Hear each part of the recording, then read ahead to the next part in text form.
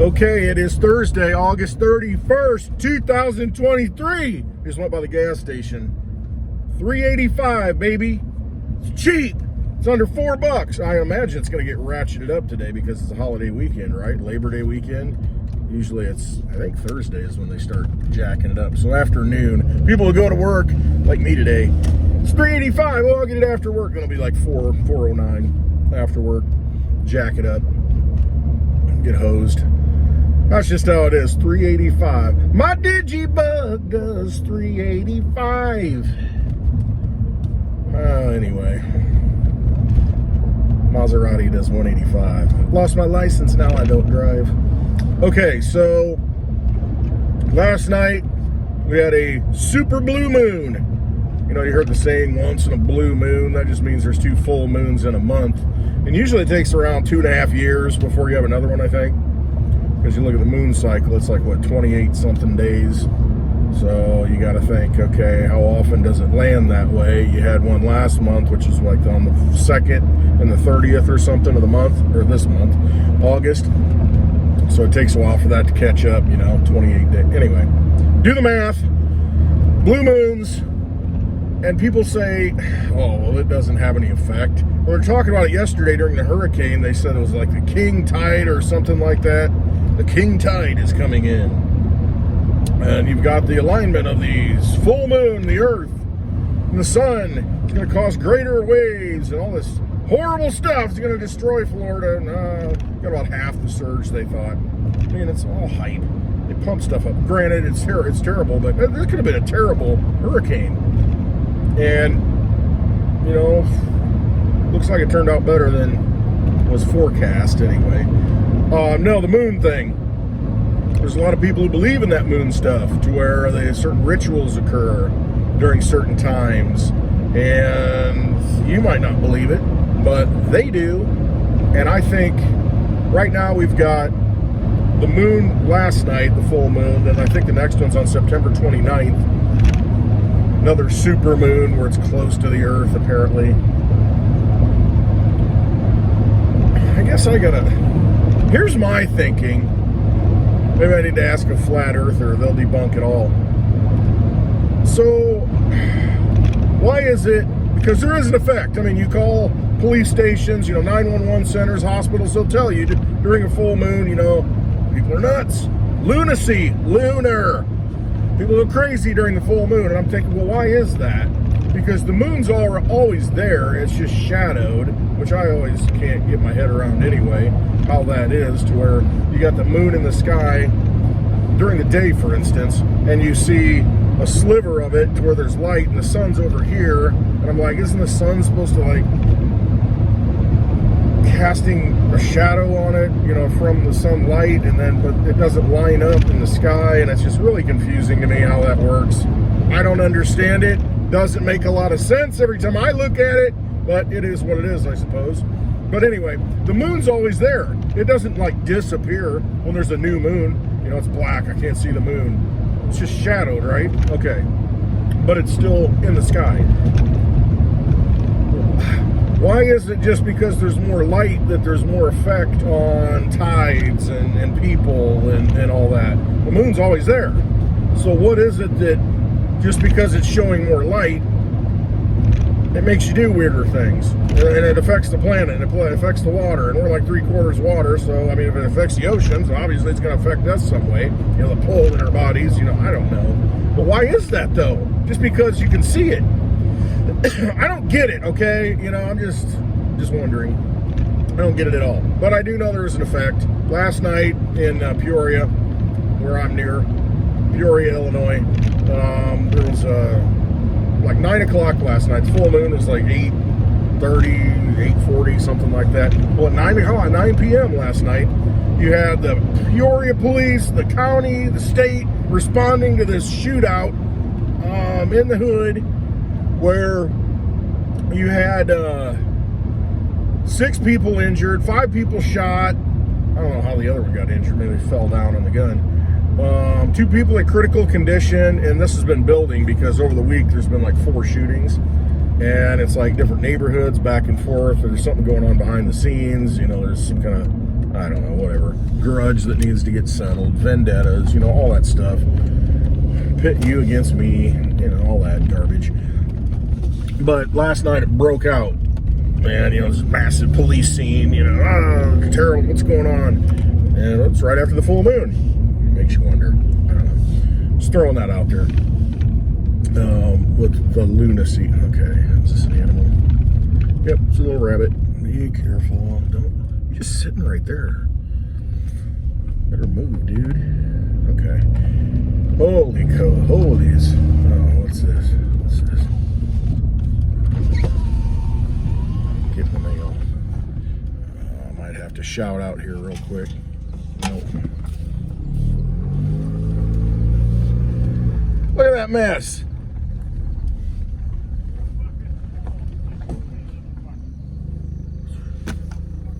Out of buckets. Yeah, I saw the thing hanging there. Well, I know. I'm like, look at that one. Just cut the thing down. Yeah, I know. It's a self-pruner. Sorry.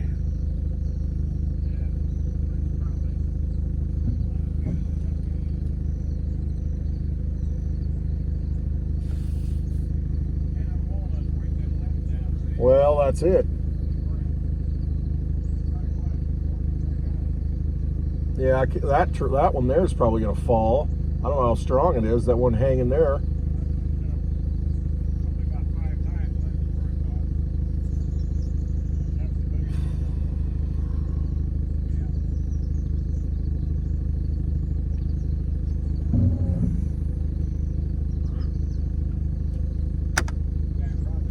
Cut it down.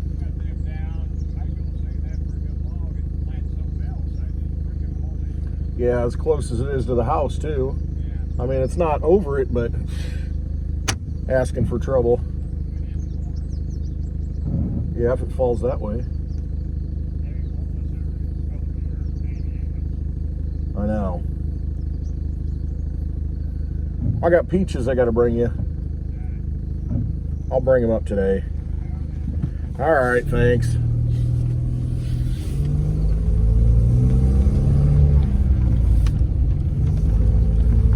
All right, there you go.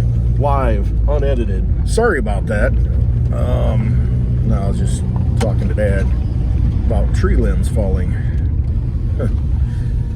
I'll tell you, there's always something. It's always something that frickin' you think you're getting ahead, you think you're getting things accomplished, and then nature gets in the way. Talking about hurricanes, well, natural fires on Maui, but it's just, I don't know. I had a guy right here, in fact, talking about full moons. He said, old guy, you know, had a great head of hair. This guy on this motorcycle stopping here, I guess. Watch what's going on. We got all kinds of things going on in the small, unincorporated village. All right, heading out this way. But no, I had a guy that lived back there. He had white hair, this great head of white hair, you know, into his 80s. And he said, oh, get your hair cut on the full moon. Grows back faster. I don't know. You know, that's what they'll say, the old guys, you know, they'll say plant, you know, when there's a full moon, plant, you know, things will grow faster. And I have no idea. Maybe there's something to it. I mean, there's the pole, and who knows? But that's what they would say. They'd say, get your hair cut on the full moon. Grow back faster. There's a lot of things that we're not privy to. A lot of legends that I think we discount. A lot of things that have been passed down. You think oral tradition, you know, things didn't used to get written down. People would pass it down through legend and lore in their speech, you know, and tell stories and create these epic poems out of it. And then they'd pass it down. And a lot of the native peoples, that's what they would do because they didn't have a written language. They would pass it down orally. They would recite it from, you know, and teach people that way, and people would memorize it. Imagine that. We have to actually memorize things. We don't even know our friends' phone numbers. Probably don't even know your family's phone number anymore. It's in your phone. Okay, call mom. Have no idea what the number is. We don't remember anything. My friend Eric, well, bless him, passed away last year.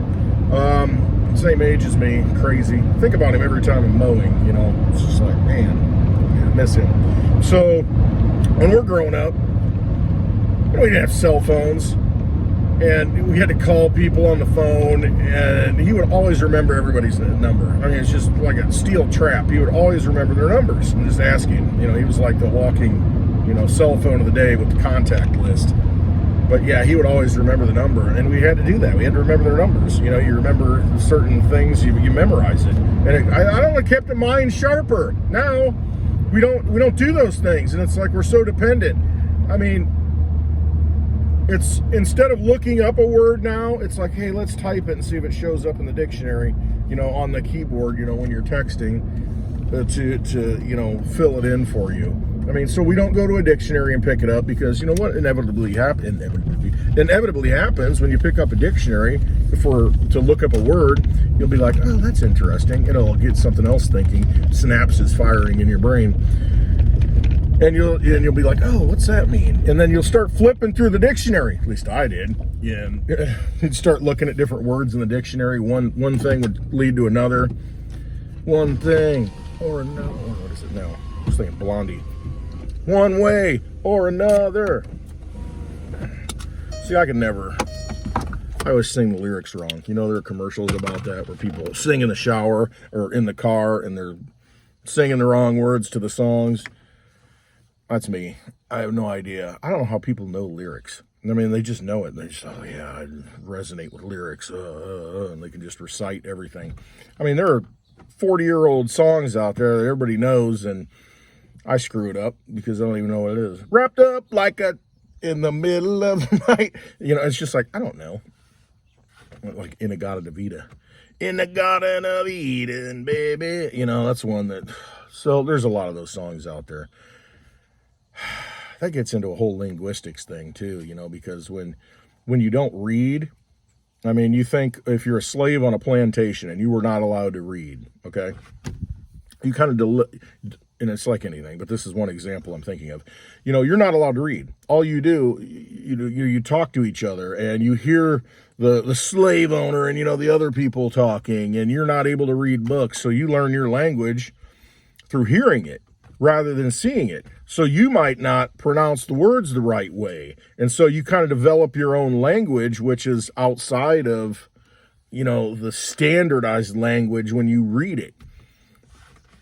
And so you might sound different, you know, generations down the road, because, you know, that's the way you learn the language, as opposed to reading it and actually seeing what the word is and how to spell it, you know, and putting that whole contextual thing. You know, you're learning it orally rather than, you know, visibly, you know. And anyway, way off on tangents today. Mitch McConnell, I'm off on a tangent, but I'm not off on that tangent. That's the big news, okay? They're talking about Mitch McConnell, Dianne Feinstein. Really didn't bring up Fetterman, but the national news is reporting this stuff, making a big deal out of it. So that makes me think, okay, they're prepping us for something that's coming, to where it may be Biden. You know, and I extrapolate this all the way out. It'll be Feinstein, it'll be Mitch McConnell. Those are the obvious examples. And then maybe Biden. Well, you know, age is an issue. We need to get these people out of there. And Biden resigns or something, and then we have the whole Kamala thing and Gavin Newsom thing, and God knows what happens with that. But it's becoming an issue to where now they're finally talking about it. Well, maybe age matters. And of course they're going to apply that to Trump. Well, he's 77, you know. We got rid of McConnell. We had to. We got rid of Feinstein, you know. And Biden had to step down. He wasn't competent anymore. And Trump, he shouldn't be able to run either, because, you know, he's old and, you know, shouldn't have him running. So they may use it as a greater narrative, just another sling, you know, slings and arrows to throw at the guy, because they obviously don't want him running for whatever reason. You know, at least we think that. Again, maybe it's the grand chessboard again. Who knows? Use discernment. So, yeah, I kind of see that narrative unfolding a little bit with that, you know, getting rid of the old people that, you know, aren't qualified anymore, you know, appealing to the younger generation, I guess, at that point. You know, we need to get rid of these old people. They're the problem. you know. It's just they got to find a scapegoat, I guess. We need new blood in there, you know, a new America, and we can't have the old school running things. They screwed everything up, and it's time for the younger generations to take over. Who knows? Who knows what they're gonna do? That's why I always say you better trust yourself. You better just put your own house in order as best you can and get into a position where none of this matters to you anymore. You just kind of step outside of it. And there are ways to do that. You just gotta have the will and the drive and want to do the research and you know, position yourself properly. Again, you know, you ask yourself, anytime you're dependent on that system, how can I become independent, you know, of that system? Because it's just not doing you any good. It's just not a healthy system. We know it's broken. All of us know it's broken. But, you know, what are we going to do? Just sit back and wait and hope somebody saves us? That doesn't work. We've got to do something now, you know, because otherwise you're just frustrated. You're waiting till 2024. You're waiting for 2028. You're waiting for the midterms. And meanwhile, your life just gets frittered away. You're not fixing anything. It's like the person who wants to, I'll travel and do things that, you know, I like to do when I retire. So I'm going to save up all my wealth, and when I retire, I'll be able to go do what I want. Well, first of all, they're going to inflate your retirement away. They're going to print more money or create more money to where it becomes useless. Or they might outright confiscate it at some point. You know, or put such limitations on it that you can't even, it becomes, you know, oh, screw it, I can't even take it out. It's not even worth it. I get nothing for it anyway, you know, and they put you in a bad position. So why are you waiting your whole life to live your life? This is what it comes down to. You know, maybe you should just say, you know, what do I really need? What do I really need to live, you know, and survive and do what I want to do and be happy, basically. What do you need to be happy? Ask yourself that. What makes you happy? What would make you happy? Is it sitting on the beach? Well, go be a bum. Go sit on the beach. I mean, what is it that makes you happy? Is paying a bunch of property taxes and being tied to a property that, you know, you're fully invested in, that, you know, you continually fix up and you got to dump money into? Does that make you happy? Well, I'll sell it at some point, and that's what I'll do. Well, you know what? If you want to do it, do it. Go do it. Go live your dream right now, because you get to a point where you're walking around, got bad hips, bad knees, you can't do anything. You go on that hike, you know, that trail that you wanted to go on to. You're too old. What are you going to do? You just fly a drone around and live vicariously through the drone? I mean, you can do that right now. Go turn on a Travel Channel or something and watch freaking, what is the one, Smithsonian, I don't know what it is, Aerial America. You know, watch little flyovers and all that stuff. Why are we waiting? What are we waiting for? We waiting for a savior to come back and fix us? I mean, if it gets that bad that a real savior comes in, it's pretty damn bad. I mean, it's not good. We got hell on earth at that point. So maybe we should try and not get to that point. You know, that's what I don't want to see happen, to where, you know, from the heavens, you know, he's back. It's the second coming. You know, I don't want that to happen. A lot of people are praying for that. It's like, no, I would rather fix it now, because at that point, if it gets that bad that we've let, you know, all these vampires rule the system, and it gets that bad, we just freaking, we couldn't do it anymore. You know, we lost. We live in a hell on earth. I mean, who wants to live that way? Let's try and make it better now. You know, and not feed the beast system, and try to disconnect from it, and try to, you know, form a grassroots community around it, and do whatever we can. Rather than sit back and be complacent, say, everything's going to work out. It'll work out. Might not be the way you think, though. So, no, you got to do some action, take some action, do some good works, I would think. Can't hurt.